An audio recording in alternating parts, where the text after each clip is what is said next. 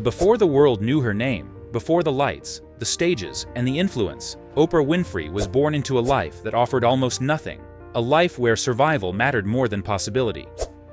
She was born in rural Mississippi, into a family where poverty was not a temporary struggle but a constant condition that shaped every day and every decision. There were days when food was uncertain, when clothes were stitched together from whatever could be found, and when dreaming about the future felt like a luxury no one could afford. As a child, she learned early that the world could be harsh and unforgiving, and that safety was never something to assume. Pain entered her life before she had the words to describe it, as abuse, silence, and fear became part of her growing years, leaving emotional marks that followed her into adolescence. She carried that trauma quietly, believing that suffering was something to endure alone rather than something to speak about. By her teenage years, the weight became unbearable, and she ran away searching for escape, only to realize the world outside was no kinder. At just 14 years old, Oprah became pregnant, and when the child was born prematurely and passed away soon after, the loss left a deep emptiness that words could not fill. It was grief layered on top of poverty, pain stacked on pain, and a growing sense that life had already taken too much. For many people, that moment would have been the end, a breaking point, a reason to give up completely. But this is where something began to change. Oprah was sent to live with her father in Nashville, a man who was strict and demanding, but who introduced something she had never truly known before: structure. For the first time, there were clear rules, expectations, and accountability that pushed her to grow rather than shrink. Her father insisted she read every day, speak clearly, and take responsibility for her future, even when she didn't yet believe in it. Books became her refuge, words became her shelter, and education opened a doorway she hadn't known existed. Slowly, something inside her woke up, and she realized she could express herself in ways that made people listen. She began to understand that her voice carried power. At 17, she entered a local beauty pageant, not out of confidence, but because someone noticed how well she spoke. She won. That moment led to a job in radio, where she learned how to communicate, connect emotionally, and be heard. Soon after, she moved into television news, believing this was progress, but it didn't go smoothly.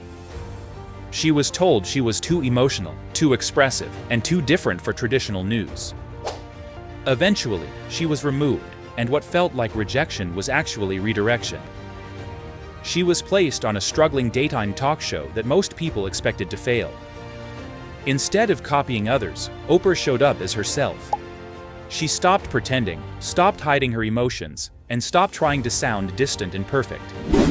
She listened, empathized, and allowed people to be real.